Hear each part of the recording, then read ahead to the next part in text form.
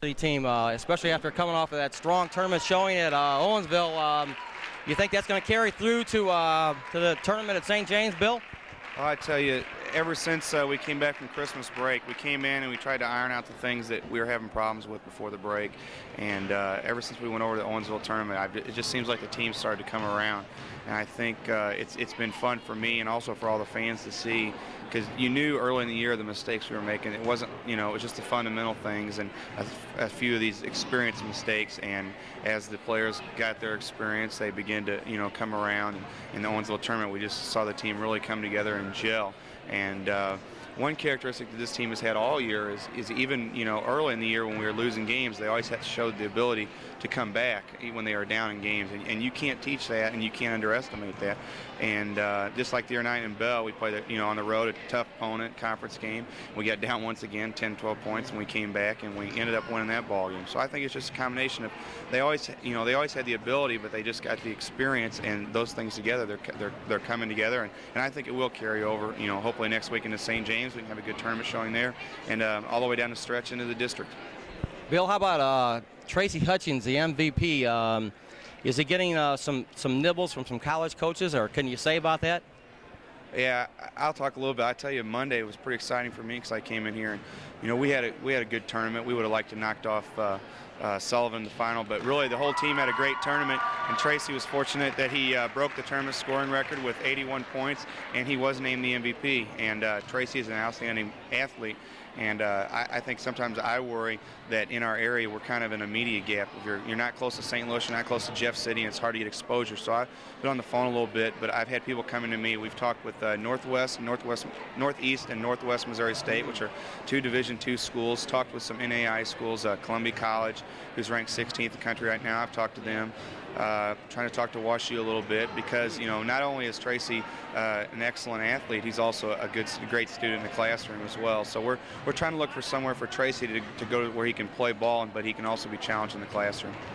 That's great. I think that's important, Bill, that we realize that the athletes, again, have to be good students. I've heard my son tell me that you tell the players all the time that they have to set an example for the rest of the students, and I think that's a great thing, to be able to set an example for the rest of the students, that you don't just excel at sports, but you need to excel in the classroom too. That's tremendous. That game against Bell, it looked like both teams were a little bit flat that first half. They both had strong showings at the tournament, but I think the thing was, in the second half, Cuba just came alive, and I think part of it, again, had been the strong play of Chad Wallace. Do you agree with that? Oh, I definitely think so. I think there was going to be a lull there with both teams after you come out of that tournament.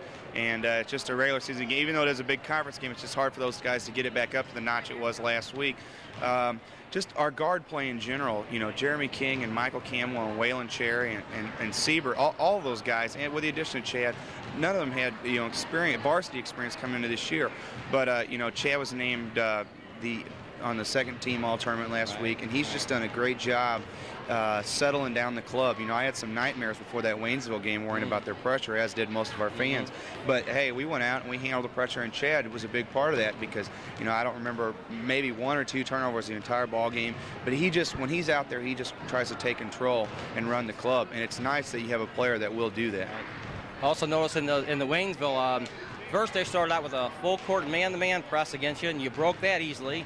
And then they came out to a zone full court press against you, and you broke that too. Again, you must be coaching these kids against that. You just don't come out and break two full court presses against a team that's quick without practice. Are you working on that in your practices?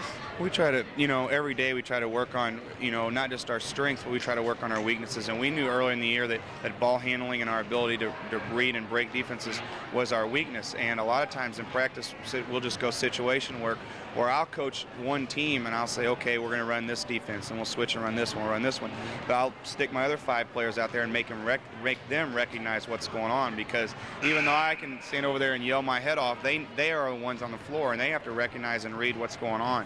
And I think that the guys have just done a good job stepping up and being able to read that. And, the reason that Waynesville wasn't able to pressure us the entire game is because they realized that they weren't going to be able to get any turnovers. So they called off the pressure and went a little zone, and I think that was to our advantage. It really surprised me. I can't believe that he called them off like that, but I'm not going to complain about it either. I'm not either. One more thing, I'm going to throw a compliment your way, Bill. At the end of the Bell game, I noticed that we went up by a few points, and Bell was in a situation where they had a they had to foul us, that you had them inbound the ball to Tracy Hutchings, our best free throw shooter. I'm sure that wasn't an accident, wasn't it, Bill?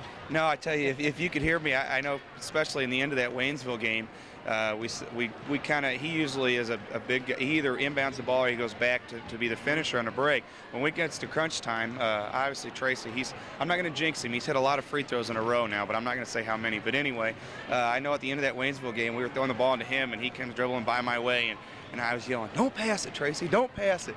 And, you know, I don't want him just to pile up those statistics, but I'll tell you what, when it comes crunch time and you want somebody to knock down the big free throws, that's the guy that I want on the line. No question about that. Listen, Bill, we got to get ready for the JV game. I want to congratulate you on a great year so far, and keep up the good work and keep up the enthusiasm, and have a great rest of the season. All right. Thank you. Thank you. Keep up your enthusiasm, too. Thanks, Bill. See ya. That was Coach Bill Gunn, his first year